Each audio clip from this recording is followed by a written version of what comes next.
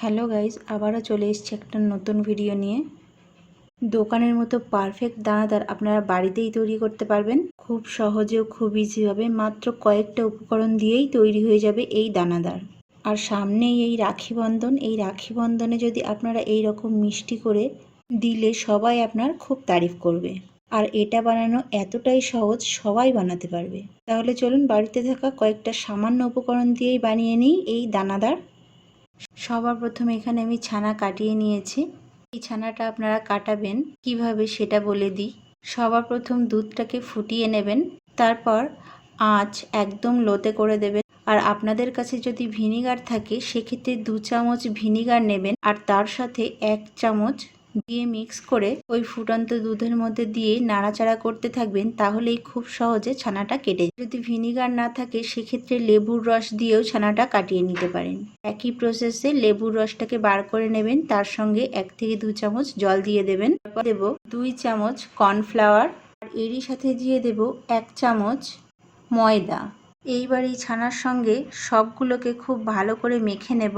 এই মথার উপরে কিন্তু মিষ্টির স্বাদ নির্ভর করে। যত ভালো করে আপনি এটাকে মাখবেন ততটাই ভালো হবে আপনার মিষ্টির স্বাদ। আমি যেমন করে মাখছি আপনারাও ঠিক সেইভাবেই মাখবেন। এগুলোকে কিন্তু খুব হালকা হাতে মাখতে হবে, বেশি জোরে চাপ দিয়ে মাখলে কিন্তু হবে। বন্ধুরা, খুব হালকা হাতে না মাখলে কিন্তু এর থেকে একটা তেল বেরোয়, সেটা বেরোলে কিন্তু ভালো লাগবে না। তাই ঠিক আমি যেমন করে হাতের তালুর সাহায্যে হালকা হাতে মাপছি, ঠিক আপনারাও এইভাবে মাখবেন। যে দেখুন, হাতের তালুর সাহায্যে ঠিক হালকা হাতে চাপ দিচ্ছি। টোটাল 5 থেকে 7 মিনিট আমি এইভাবে মেখে নিয়েছি। দেখুন মাখা আমার হয়ে, আটা মাখলে ঠিক যেরকম একটা ডোয় পরিণত হয় ঠিক সেরকম হয়েছে। এইবার এর থেকে আমি লেচিগুলো কেটে নেব। যেহেতু আমি আজকে দানাদার বানাচ্ছি, দানাদার কিন্তু একটু ছোট সাইজেরই হয়। ঠিক এইভাবে হাতের তালুর সাহায্যে একটু গোল করে নেব, তারপর ছোট ছোট লেচি করে নেব। এই যে সব লেচিগুলো আমার প্রায় কাটা হয়ে গিয়েছে। এইবার এগুলোকে শেপ দিয়ে দেব। বন্ধুরা, মিষ্টির শেপটা একটু বড় হয় কিন্তু দানাদারের শেপটা ছোট হয়। হাতের তালুর সাহায্যে এরকম গোল করে নিয়ে সব দানাদারগুলো রেডি করে নেব। দেখুন গোল গোল ছোট ছোট দানাদারগুলো আমার প্রায় রেডি হয়ে এসছে। এগুলো এখন ছোট লাগছে, পরে কিন্তু এগুলো ফুলে একটু বড় বড় হয়ে যাবে। সবগুলো আমার রেডি। এইবার চলে যাব কড়ার দিকে। কড়া বসিয়ে দিয়েছি, গ্যাস কিন্তু আমি এখনো অন করিনি। এইবার এই কাপের 1.5 কাপ চিনি দিয়ে দেব। এই 1.5 কাপ চিনির মধ্যে দিয়ে দেব 3 থেকে 3.5 কাপ জল। বন্ধুরা, মিষ্টির রস কিন্তু পাতলা না রাখলে ভেতরের দিকে রসটা পৌঁছাবে না, তাই জলের পরিমাণটা এখানে একটু বেশি দিতে হবে। জলটা দেওয়ার পর গ্যাস আমি অন করে দেব। গ্যাস অন করে দিয়ে চিনিটা মেল্ট হওয়া অবধি অপেক্ষা করব। দেখুন চিনিটা আমার মেল্ট হয়ে গেছে। এইবার ফুটে ওঠা অবধি অপেক্ষা করব। কিছুক্ষণের মধ্যেই ফুটে উঠেছে দেখুন। এইবার গ্যাসের ফ্লেমটা একদম লো করে দেব। তারপর এরই সাথে দিয়ে দিলাম 1 চামচ গোলাপ জল। গোলাপ জলটা যদি আপনাদের পছন্দ না হয় স্কিপ করতে পারেন, আর যাদের কাছে গোলাপ জল নেই তারা 2টো এলাচ ফাটিয়ে দিয়ে দিতে পারেন। এতে করে খুব সুন্দর একটা খুশবু আসে।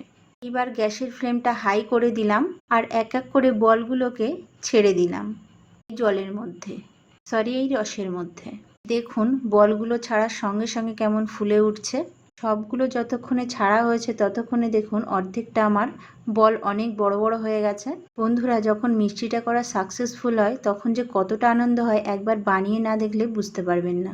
দেখুন কত সুন্দর লাগছে দেখতে। সব মিষ্টিগুলো আমার দেয়া হয়ে গিয়েছে। এইবার গ্যাসের ফ্লেমটা মিডিয়াম করে ঢাকা দিয়ে হতে দেব 10 মিনিটের জন্য। যতক্ষণ হচ্ছে ততক্ষণে আমি দ্বিতীয় স্টেপটা করে নেব। তার জন্য মিক্সির মধ্যে কিছুটা নিয়ে নিলাম চিনি। চিনিটা অবশ্যই পরিমাণ মতো নিয়ে নেবেন। এই চিনিটাকে কিন্তু আমি একদম মিহি করব না, একটু গোটা গোটা রেখে চিনিটাকে মিহি করব। তার জন্য মিক্সিটা একবার চালাবো আর একবার বন্ধ করব। বেশ এইবার দুবার করলেই হয়ে যাবে। দেখুন হয়ে গিয়েছে। আপনাদেরকে দেখিয়ে দিই কেমন হয়েছে। ঠিক এইরকম গোটা গোটা রেখে মিহিটা করতে হবে। একদম পুরোপুরি কিন্তু পাউডার আমি বানাইনি।